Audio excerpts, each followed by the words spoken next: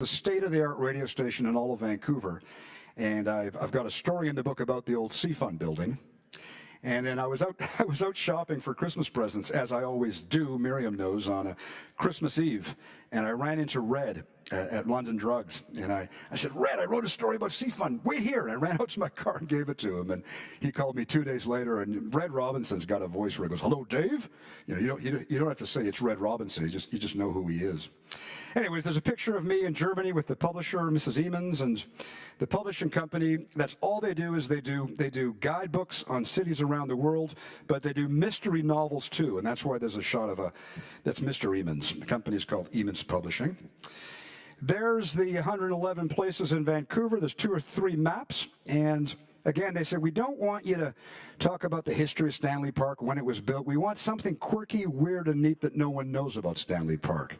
And we don't want you to talk about, you know, Grouse Mountain Sky Ride and what time it opens, this and that. We want a cool story about something you wouldn't find. So the book is a quirky, eclectic look at things that you may not know about in Vancouver. Here's Miriam. Does anybody know where that picture might have been taken? The cafe. So there is a place that's down across from the Rogers Arena, kind of near there. I think it's called Tinseltown, that mall, near Gastown and Chinatown, but it's a mall. And within it is a cafe that you pay an extra $15 with your coffee to sit in a room full of cats. So when I saw this, I said to Graham, I said, this is right up our alley. So we went there, and if ever I take a picture of a stranger, I have to get them to sign a release and legalities because it's going to go in a book. And I'm kind of sick and tired of walking up to strangers saying, will you be in my book? I want to take a picture of you with a cat. So I called up Miriam, and that's my favorite shot in the whole book. I think it's kind of cute. They both kind of look the same, don't you think? So this is, did you know that Jimi Hendrix's grandmother lived in Vancouver? You probably knew that. She ran a place called Vi's Chicken on Main near Terminal, okay? And this restaurant that Grandma Hendrix ran, she was a real pioneer in the African-Canadian community. And whenever Louis Armstrong or Sammy Davis Jr., Eartha Kitt, or any black luminary would come to Vancouver, they'd always go to Vi's Kitchen. And she was a really prominent member of the church there, and was a very interesting lady. And her grandson, Jimi Hendrix, started coming up when he was 11 or 12 and lived in this house. And Jimi Hendrix used to busk in front of the Commodore Theater. And the story talks all about his evolution and his growth. And then in 1969, Grandma, I think her name was Vi, must have been very proud when she was invited to the Pacific Coliseum to see the band was called the Jimi Hendrix Experience, you know, 1969, that whole counterculture. And I just found that very, very interesting. And just, it's a great story. It's chapter 46. We were doing a book signing out in Ladner, and this gentleman is Paul Rogers, and he's a bona fide rock and roll star. He was the lead singer of a band called Free, and the song All Right Now is his song that he wrote. And he was the lead singer after the lead singer of Queen died, so he toured with Queen for 3 or 4 years. Paul Rogers, a well-known rock star. He liked the book and wanted to learn more about Jimi Hendrix and came to our book signing, and he swapped stories about knowing Jimi Hendrix and the gigs they played together in the 60s. There's a great garden at 5th and Maple called the City Farmer, where they teach you about, it's an acre of land not far from the old Seafund building. And they teach you about composting worms, and they teach you about organic gardening. They teach you everything you need to know. And it's 1 acre surrounded by $5 million homes that the city doesn't know what to do. I guess they do know what to do with. They probably want to turn it into a condo. But this gentleman here, Michael Levenston, he's of Jewish faith. And he's a wonderful man that I got to meet. He's been running it for 40 years. And I often say to him, I say, Michael, you know, how have you... with all the development around here, how have you hung on to this city block? It's an oasis. It's unknown. The publishers, again, they wanted unknown, interesting things about Vancouver. I've become friends with Michael since then, and he's a very interesting man that for 40 years. Why is it there? Part of the reason is the old abandoned railroad tracks that go by there have been turned into 150 7-foot by 12-foot plots that people can rent. So when you go down there, there's 150 people don't know about gardening. They can come and use the city farmer as a resource. And he loves meeting people. He's there with his wife sitting on the porch every day, and he loves talking about gardening and bees and all of that. Oh, this is where we did our book launch. It was in October of 2019, before COVID. And we had 150 people at the Billy Bishop pub. Have any of you been to the Billy Bishop Legion or pub? Oh, man. This place is straight out of somebody in 1945, shut the door and left it locked for a number of years because it hasn't changed a bit. It's a Royal Canadian Legion. Now, a couple things make it interesting. First of all, it's on a residential street. So when you go there, you go by a house, and then that doesn't really look like a house because it's got a flagpole out front and it's a bit bigger. You go down some stairs, and there's old war propellers, insignia badges, pictures of old boats, fireplace, dartboard. It smells of cigarette smoke. The beer is flowing. There's a bunch of old Legion guys there. It's just so cool. The atmosphere is amazing. They have dinner on Friday nights. You don't have to be a member. And it's so much more interesting than going to a regular pub or Earl's or something like that. They have the world's largest collection of insignia badges from boats that have visited Vancouver. So they've got all these cool boats at sea that are their insignia badges. Anybody recognize him? It's Howard Hughes. And the story, I remember it when I was a kid, when Miriam and I were growing up, it was in the news that he came to Vancouver. Just trying to adjust the microphone here, make it a bit higher so you can hear me. That's better. He came to Vancouver, I think it was in 1966. It's in the book. And he was actually evading the tax man. He had lived in Panama, he had lived in Honduras, and he had lived in the Antilles Islands. But why is he? Because he owed so much in tax, he's evading the American tax system. And somebody, his lawyer, accountants, he was a very rich, eccentric man, suggested Canada. So he needed to hide for 6 months, wanted to come back to North America, so he thought he'd stay at the Bayshore Inn. Okay? So some people are nodding. So he thought that it's a wives' tale that's very hard for us to verify, but, reading the Vancouver Sun at the time, this is what they say, so I've got to believe it, that he phoned up and he said, I'd like to check in from such and such a date. I'll need the place for 6 months. Yes, Mr. Hughes. And the person on the front desk says, is that it? He goes, no, I need the 2 top floors. So it is true that he had the entire 2 top floors of the Bayshore for 6 months. It was a huge story in Vancouver. Now, the Western Bayshore has changed a lot, but if you want to learn more about it, they have a bar called the H Tasting Lounge, H for Hughes, and it's all done in Art Deco with plain propellers and pictures of Howard Hughes, and I tell the story about how he lived there for 6 months. The funny part of the story is that the person on the phone said, oh, I'm sorry, we can't do that. He says, look, either do it or I'll just buy the damn hotel. I got to speak to somebody else. And then there is truth to the research I did. He had done that in Las Vegas. He was staying at the Desert Inn, and it was checkout time. He didn't want to leave, and he said, I'll just buy the hotel. That's how rich the guy was. He was a really interesting guy. He was a movie producer. He was huge in aviation, obviously, and he was a billionaire before billionaires became common. Okay, my favorite story in the whole book, and then I'm going to wrap it up pretty soon after this, is Stanley Park. Again, I said they wanted something special in Stanley Park. And when I was 19 or 20 years old, I took my mom bird watching. There was a bird watching tour in Stanley Park, and I asked her if she wanted to join me. And we showed up at the right place. And the guy doing the tour says, you're the only 2 that came. I'm canceling the tour. I went, fair enough. You're not going to make... Here's $3 for me, $3 for my mom. You're not going to spend 4 hours with us for $6.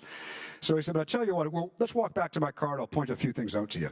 Okay, fair enough. I'm 19 years old and things canceled. We walk down this part of Stanley Park and he goes, no one knows this. I don't want you to tell anybody. Nobody knows this.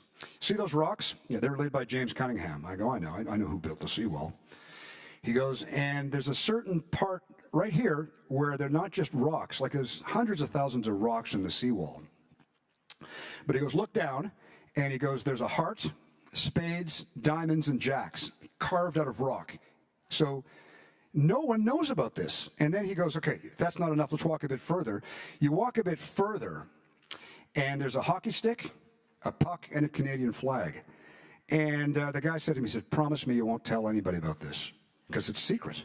I guess I broke my promise. So this is so perfect for the book because we describe a little bit about James Cunningham, the man who spent 40 years of his life building this wall. And then we really don't know the mystery beyond the fact that nowhere in the seawall are the rocks depicted in a carved out manner that are an icon. And the funny story that I loved, the backstory, is Graham and I, the book came out, and we went down there to take a promotional photo of us, and we stood in Stanley Park holding the book. So we go down there, and we got a photographer with us, and we're going to take a promotional shot and everything, hold the book, and we're really excited. The book has just come out. We get there, and there's two guys, and they're walking around, and one of them comes up to me, and he says, "Do you know where the secret stones of Stanley Park are?" I go, "Do I ever?" So that's the guys. Graham's on one end, I'm on the other, and there's these two guys that were, I said, "Did you buy the book?" And he goes, "No, I didn't want to buy it because it was 25 bucks, and I just read about it in the store and put it back." I go, "Oh, great, thanks a lot. I wish I hadn't have told you." And Miriam and her friends, I think, recently went around Stanley Park. There's about 8 or 9 places in Stanley Park. We talk about the Harry Jerome statue, the Japanese memorial, the 9 o'clock gun. So they thought it was a fun bike ride to go or walk around Stanley Park, take the book with them, and I could go on for hours and tell you something quirky and interesting about each place. And this is the one I end with. So this one here, when the publishers gave us the contract, they said that, we've done books on Vienna and Paris, and we insist on one thing with our authors. I go, "What's that?" "That you do an interesting urinal." I go, "I beg your pardon?" And she goes, "Yeah, this just really resonates. It always gets people's attention. Are there any interesting urinals in Vancouver?" And I go, "Well, I've used many of them in my time, but nothing comes to mind." So they gave us the contract, and I'm at a wedding with my SLR, nice camera. I just happened to be at a wedding at 17th and Main at Heritage House. And I go downstairs to use the washroom, and I find this beauty. I couldn't believe my luck. It's a 1873 Shanks double urinal. It's very rare. And I phoned Graham, and I said, "You're not going to believe." He says, "Take some pictures." So I'm in the washroom with my camera. Guys are coming down to relieve myself. I'm surprised I didn't get kicked out. But the story of how Shanks invented this and the hygiene that was required with typhoid and other different waterborne diseases in England, and how he got the patent out on the double urinal and its success is really the story. The Heritage Hall is also very much worth visiting. So just really quickly, the book did well. We went into, they printed 4,000 copies. Went into a second printing, printed another 4,000, which is good in the book world. It's been translated into German, which is great. And so because of that, the publishers asked us to write another book. So we wrote one on Whistler that just came out last week, but I'm not going to talk about it because I don't have time. But it's 111 Places Whistler, and that's a shot of Whistler. There you go. So that I wanted to leave 10 or 12 minutes for questions, and then I'm never afraid to ask for the order. If you'd like to buy a book, I will sell them for $20 each. They're $27 plus tax at the store, and no pressure. It'd be nice if you buy them. If you don't, that's not why I came here. I came here because I'm delighted to communicate with live human beings, and I've really enjoyed this so far. And we have 10 more minutes for questions.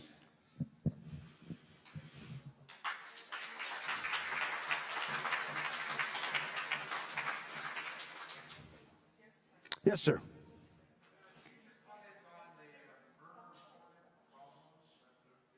Well, I will. It's funny. Because I'm such a promoter, I've been on... thank you. The question is, can you just comment on the murder hornet problem? Murder hornets. And because I've wangled myself onto all sorts of TV and radio programs to promote my bee book, they think I'm an expert. But what they don't know is that I'm the Keystone Cops of beekeeping. So I was called by CBC morning program to be on their show to discuss it. First thing I said is, you got the wrong guy.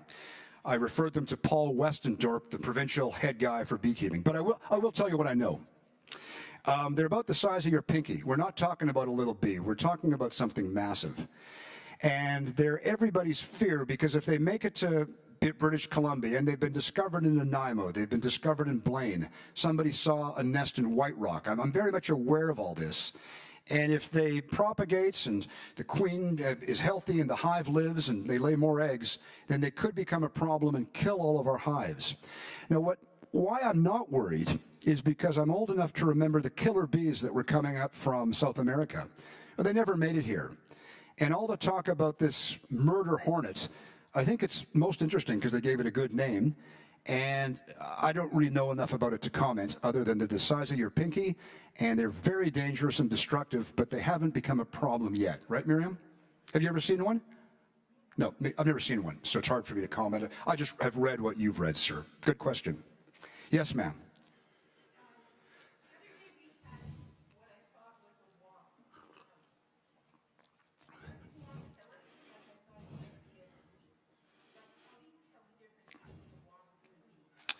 A wasp is, I think the black and white pattern on their abdomen is a bit more pronounced and distinctive. So it's not black and white, black and yellow. I think it's and I think they're a bit longer and thinner.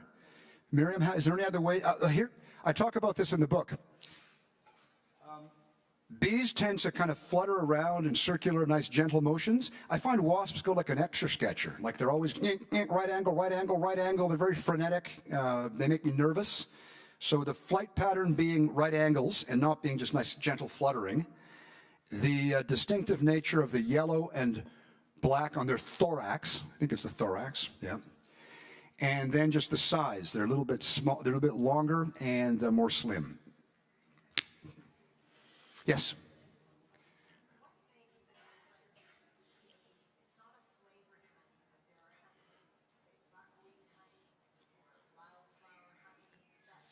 What makes the difference between Wildflower and Buckwheat? And it's a flavor. It is or it isn't a flavor thing.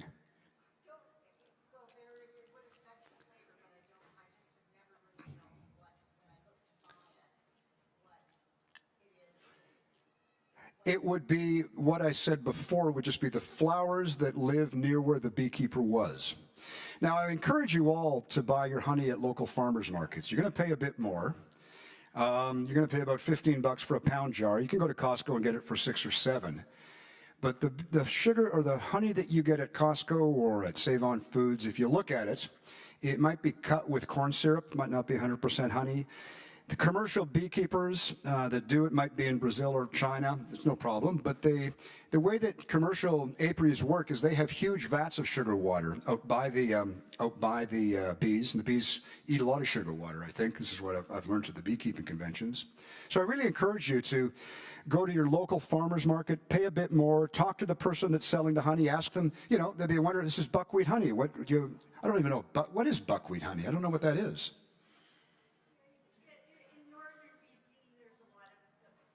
Is that a plant, a buckwheat? That's a buckwheat plant. Okay. So I know about fireweed, I know about blueberry honey, and buckwheat is the plant that lives near where they are, and it would taste a bit different. Yes, sir. Oh my God! Don't get me started. Okay.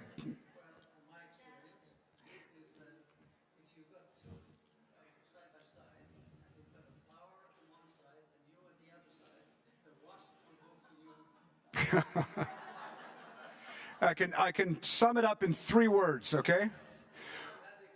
Well, wasps eat meat, okay? So wasps are meat eaters. They're carnivores. They'll, right? Omnivores, thank you. Wasps, you know, they get a bad rap. I mean, I could probably write a book about the Varroa mite. I find them interesting. I find wasps interesting. But because wasps don't produce anything, we don't like them. They're just a pest. The wasp, I'll give you 3 or 4 things, because we went to a lecture on the lifespan of a wasp. So for 3 hours, I listened to an entomologist wax poetic about this creature.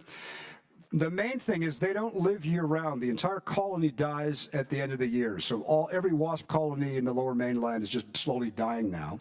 The queen is going to go hide out for a year under a crack or somewhere and then start the colony from scratch. Wasps don't build beautiful, intricate, 6-sided honey cells that are meant to last for years. They build freaking paper, kind of ugly, coned nests. It's a beehive. It's a wasp nest. The wasp nest won't last more than a year. It just dies, and they have to start from scratch again. Wasps can sting and sting and sting and sting and don't die. bees can only sting once. So I do a chapter where I compare wasps to bees, and I'd rather be a hammer than a nail. I'd rather be a bee than a wasp, you know. I don't like them.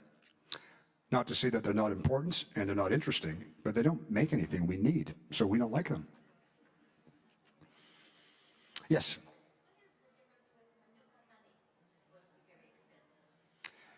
My understanding would be that it again, I think, is from the manuka plant. You can buy it in Hawaii and New Zealand.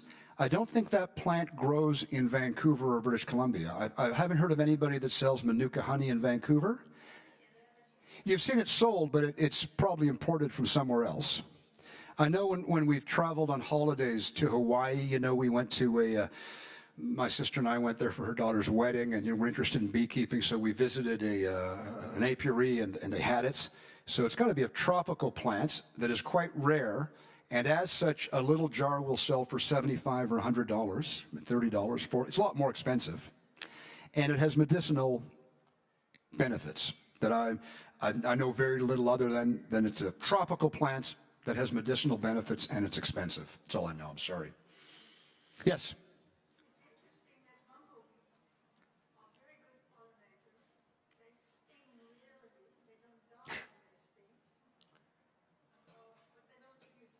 No.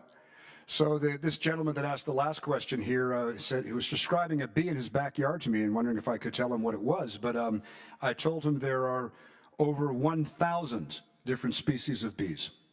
Okay.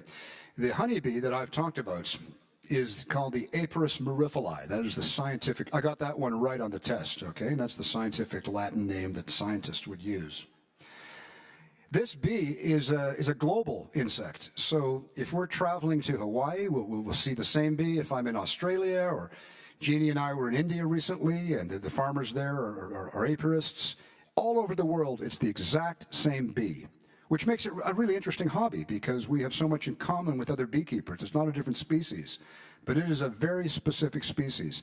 The bumblebee is another species that does not gather honey, but is a many insects are pollinators, and dragonflies are pollinators, not just bees.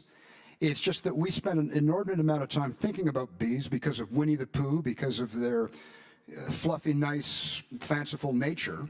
But there are all sorts of other bees out there that it's fascinating. If you were an entomologist and this was your life, you'd answer the question better than I just have. Yes, ma'am.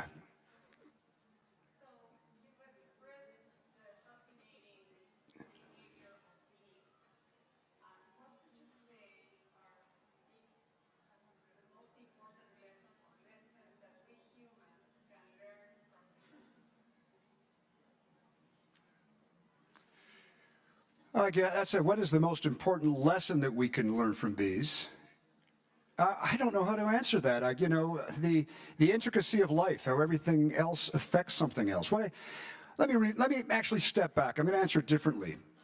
When I look at the collaboration that takes place in a beehive, when I pull the frame out, and when I see them all working together, there is no arguments. There is no lack of direction. Every single bee knows what to do.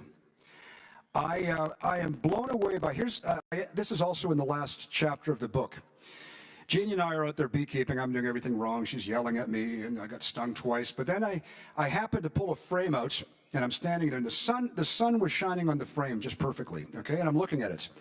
And, okay, I'm talking about one of these little 1/4 of an inch hexagonal holes that they live in, little cells. And I look at the cell, and I see a little antenna poke through it. And then I see a leg come out. Okay? So I think, wait a minute, Jeannie, let's just slow down.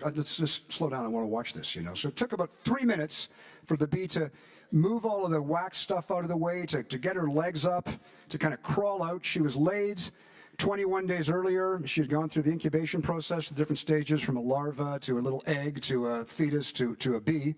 And then she was born. The first thing she did, bees have 5 or 6 jobs in life. One of them, the first thing they do is to bee cleaner, to clean out the cells of garbage and gunk.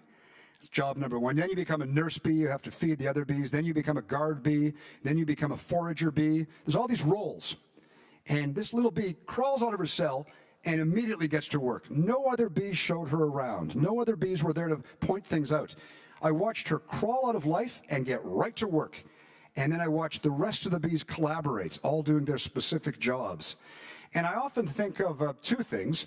I think of if mankind could create that synergy and that sense of cooperation and cohesion and the collaborative effort that bees have, what a great world it would be. I'm getting all pontificating. I mean, who cares? I'm just a self-deprecating writer that got lucky.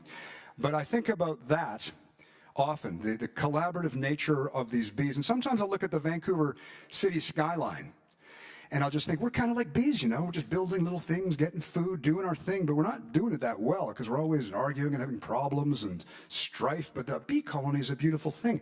And the final thing I want you to think of is a bee colony 15,000 separate living things, or is it just one thing that we think of it as 15,000 bees, but it's really just one entity. It really is one. It's like we are just me as a human being. I've got kidney, liver, this, but you see me as one.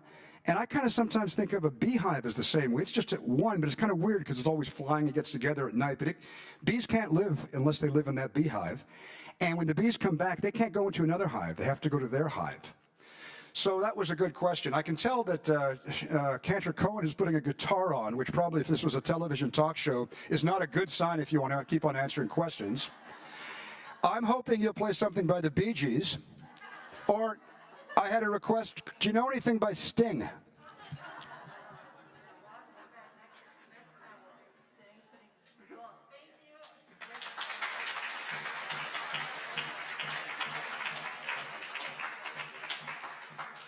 Okay, I'm way shorter than Dave, obviously. Wonderful. Okay. So I know we don't have a ton of time left. Thank you so much. That was wonderful. I just wanted to say that we have both of the books that Dave spoke about today here for purchase. So if you guys want to buy one, you're more than welcome to. You can ask him more questions as we're heading out. And I just wanted to end with one special song to end our amazing program with a little bit of music. Hold on. Okay.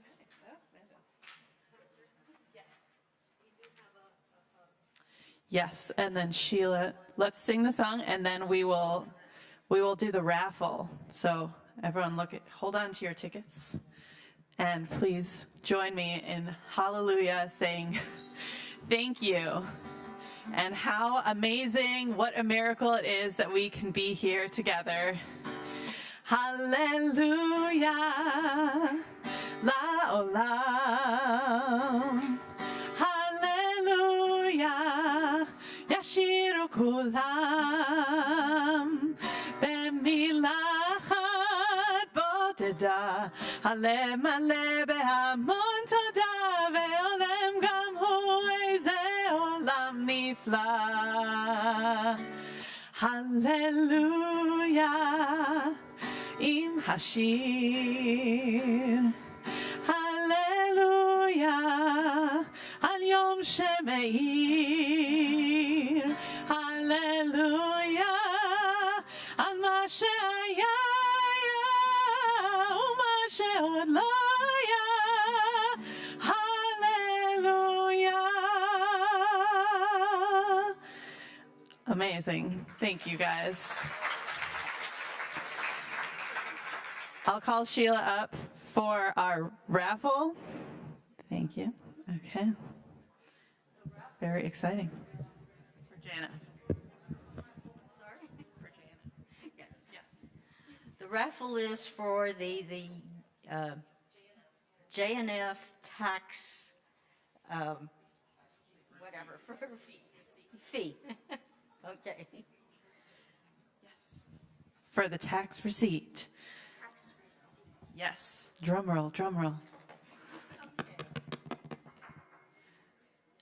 And the winning number is 0152532.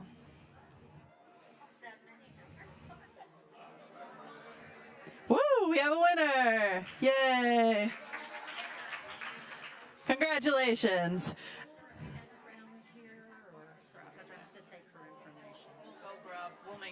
pen. Okay. Final words, David? Okay. Did you? No. Okay. Wonderful. Okay, everyone, enjoy your last final moments as you head out. Yes. First, a few words. You're probably sick and tired of me speaking, but I have an interesting question for you that's going to require a 1-minute explanation, which you may or may not find interesting. But our last name, my sister Miriam and I, our last name is Doroghy, and my background is a Hungarian Jewish. My father was from Budapest, but that side of the family I know very little about. He died right after I was born, and Miriam and I have not been involved in the Jewish faith or raised that way, and I know very little about that side of my family. Recently, I discovered that my father's brother, my grandfather's brother from Budapest, from the Doroghy side of the family, was a famous European author, and I've never heard of him. And so, with all due respect, I did some research a couple of months ago, and I just found this out 2 months ago, that the New York Times said that he was one of the most important authors of the time. His book, Men in War, was translated into 19 languages, and he was an author that was prolific and has written dozens and dozens of books. I just learned this 2 months ago. He's buried in a cemetery called Zorgveld in Amsterdam, where famous writers are buried. I've never met anybody that's heard of him. And whenever I meet somebody, I got to phrase this properly, whenever I meet somebody older than me from Europe, I always ask them, have you heard of this author? And I'm wondering, his name is Andreas Latsko. And as I respectfully see people here that are older than me, that might be of European descent, I'm asking the question if any of you have ever heard of the European author Andreas Latsko, or his book, which was written in 1912 called Men in War. Maybe he wasn't as famous as I thought he was, but it's hard to tell. It's worth a try. Thank you.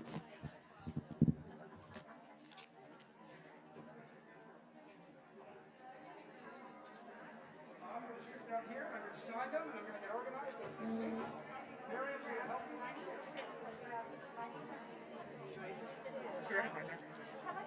This is a new choir member. 20? Added to the list.